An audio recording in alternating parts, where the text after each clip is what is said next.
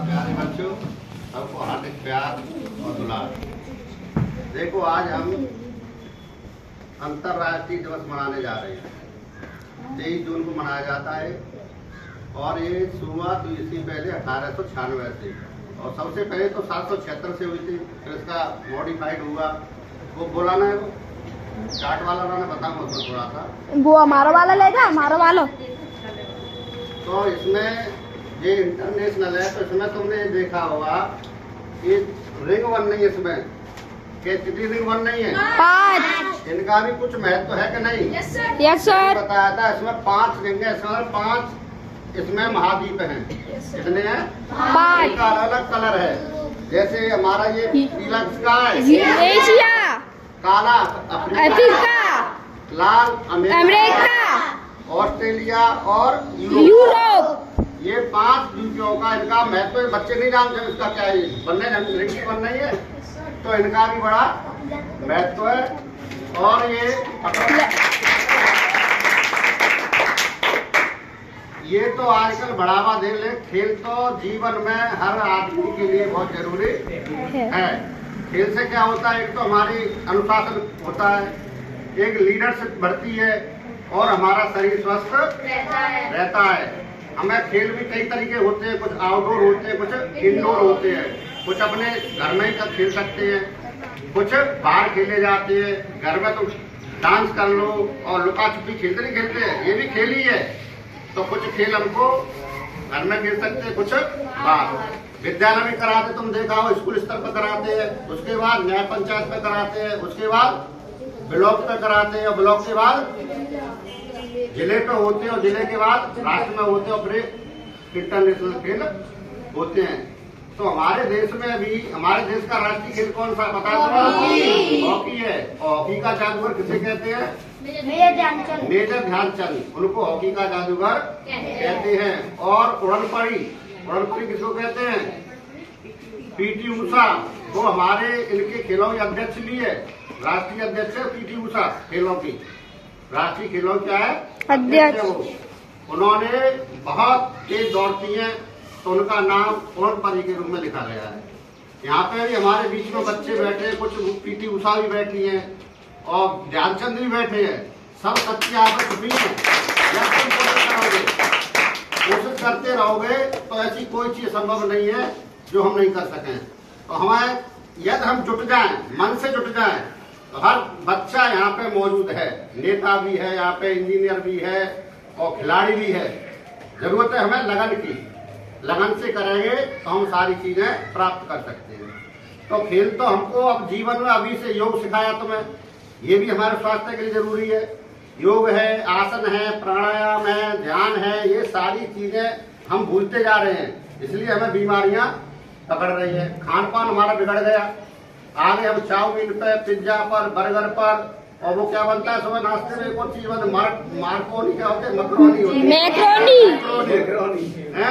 ये चीज क्या कर रही है? हमारे स्वास्थ्य को बर्बाद कर रही है। पहले हम लोग खाते थे, दलिया खाते थे, बहेरी खाते थे, हलवा, शायद सूजी का हलवा खाना तो बच्चे भूल ही गए। सर हम खाते हैं। हाँ, बहुत ही। क्यों? वो पेट को साफ करता है, शुद्ध देसी घी बनता है, उससे ताकत आती है।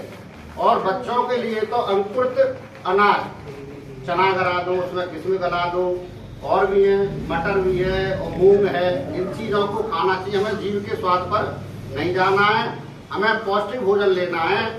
और सुबह कैसे भी टाइम निकालो अपने शरीर के लिए, आपको आधा घंटा 1 घंटा जो निकालना है। और व्यायाम कुछ हमारा तो घर के कामों में हो जाता है। उससे 2 फायदे हैं, आपके मम्मी पापा को सहारा मिलेगा, आपका व्यायाम हो जाएगा। और लड़कियों के लिए तो सबसे व्यायाम बता दें, कमरे में बंद होकर 10 मिनट डांस करो जोरदारी से। इतना डांस करो कि तुम्हारा चोटी से लेके वेड़ी पसीना निकल जाए, सारी बीमारी दूर हो जाएगी। और बच्चों के लिए रेस सबका हुआ है।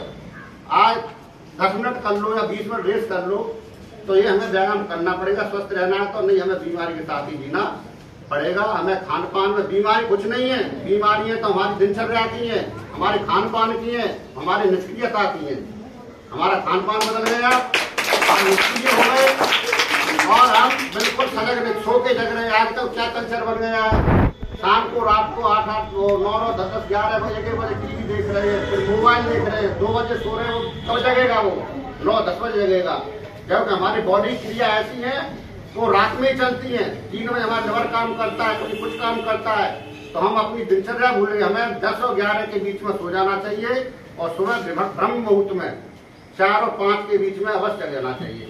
और बच्चों को तो 4 बजे जग के सरस्वती का पहरा रहता है, उस समय जो भी याद करोगे वो पूरा का पूरा आपको याद हो जाएगा। तो इसीलिए बच्चों पहले अपने खान पान में परिवर्तन करें। ये जो बाजार की चीज आ रही है, खा लो स्वाद के लिए, कोई बात नहीं जब कभी, लेकिन घर पे जिद मत किया करो। जो मैक्रोनी है और ये चाउमीन में से बचो जितना बच सके।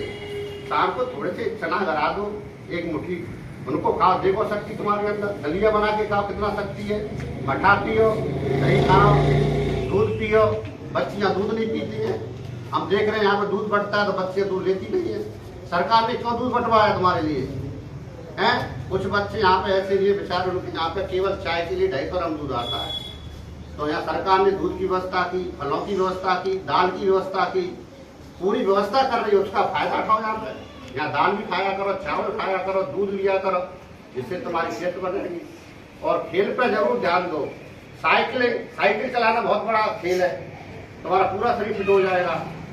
तो इसलिए बच्चों में तो यही कह रहा हूँ, आपको थोड़ा दिनचर्या परिवर्तन करना है और लगन से खेलों में भाग लेना है। खेल से तो आदमी कहाँ से कहाँ पहुंचे। धोनी देखो, अरबपति आज धोनी है, विराट कोहली है, क्या है? खेल के माध्यम से। एक लड़का भी अपने जिले से दीपक चाहरे कौन है, आज देखो उसके। और तो और जब नया देखा हुआ तुमने, रिंकू सिंह है अभी, शादी उसकी सांसद से हुई है। Yes sir. प्रिया सरोज से। और एक गरीब घर का बेटा, वो कक्षा 8 पास है। कितना है वो? कक्षा 8 पास है, गरीब घर का बेटा, बिल्कुल माँ बाप गरीब है, और उसकी शादी एक सांसद से हो रही है। इससे बड़ी उपलब्धि क्या हो सकती है? किसके द्वारा हुई वो? खेल के माध्यम से। तो खेल के माध्यम से, खेल में बड़ी चीज है। दोनों चीजें इसमें, आपका मन प्रसन्न रहेगा, शरीर स्वस्थ रहेगा और पैसा ही पैसा है। खेल के कोटे से नौकरियां भी मिलती हैं। जा रहे खेल कोटे से नौकरियां, रेलवे में बच्चे जा रहे हैं, आपको सर्टिफिकेट खेल का मिलेगा तो आपको अच्छी नौकरियां भी मिलेंगी। तो ज्यादा नहीं कहूँगा, इसी के साथ करने अपनी वाणी को विराम देता हूँ। जय हिंद, जय भारत।